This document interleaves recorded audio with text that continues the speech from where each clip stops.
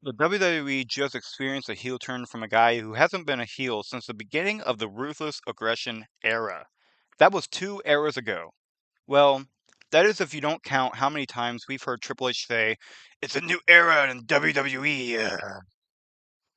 Taylor Swift would be proud. With that being said, we were potentially looking at a face versus face WrestleMania main event at WrestleMania 41. So I figured we'd see all the times there were no true heel or face in a rivalry, starting with one people still refer to even today, Batista versus John Cena in 2008. When John Cena and Batista met on Monday Night Raw, it was 3 years in the making for a one-on-one match at SummerSlam in 2008. The two met for the first time at the Royal Rumble match in 2005. They both won their championship matches at WrestleMania, and they both were the faces of the brands they represented, all in those 3 years. Once the time finally came, it was a battle of egos and a battle of who was truly the face of WWE. They had tag matches together, even winning the tag team championships, but they still couldn't coexist. The only way to settle it was in the ring on the biggest night of the summer. During the match, Batista broke John Cena's herniated disc by accident, forcing Cena to step away to recover for a short period of time. CM Punk versus Seth Rollins 2024. This rivalry truly never had a true face or heel. You basically picked your favorite and went with that.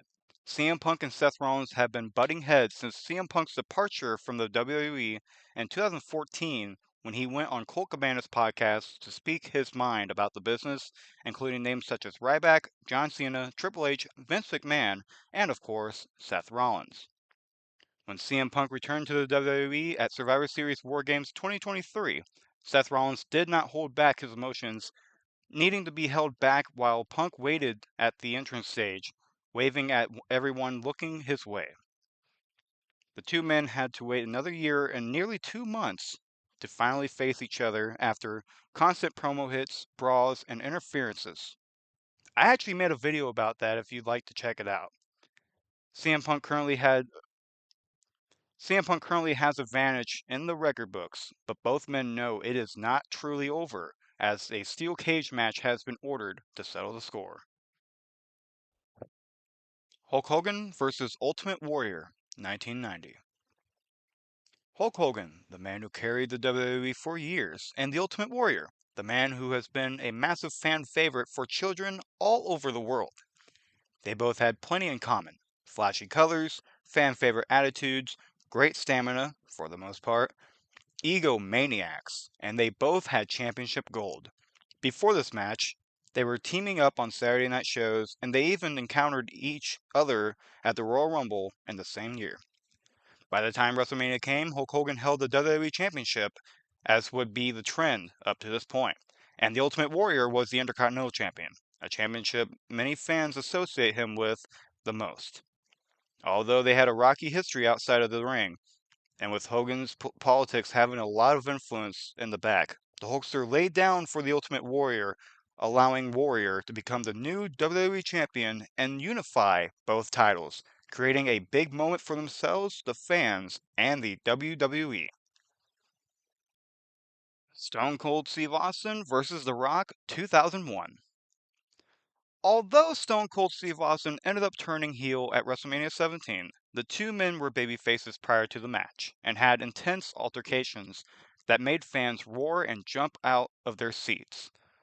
From both men wanting the WWE Championship to wives being involved, to Vince McMahon completing his dirty business, the two men needed to prove themselves on the granddaddy of them all in Houston, Texas.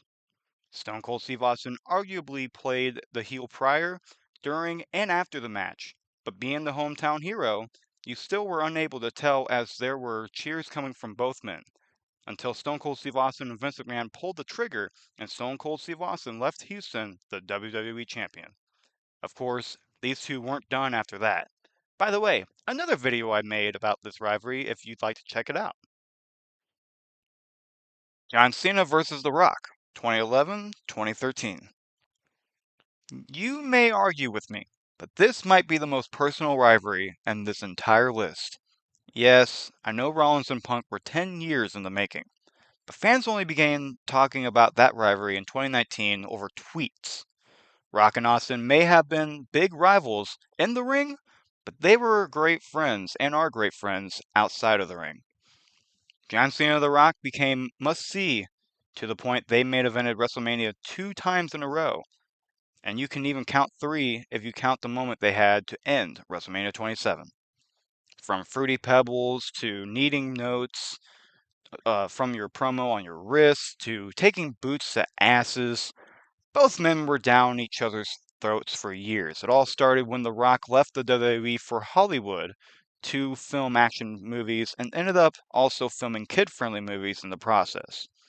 The Rock said he loved the WWE, and John Cena questioned The Rock's loyalty, which created a spark.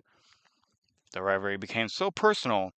When The Rock returned in 2011, both men would shoot promos towards each other without telling each other what would be said and what they were planning.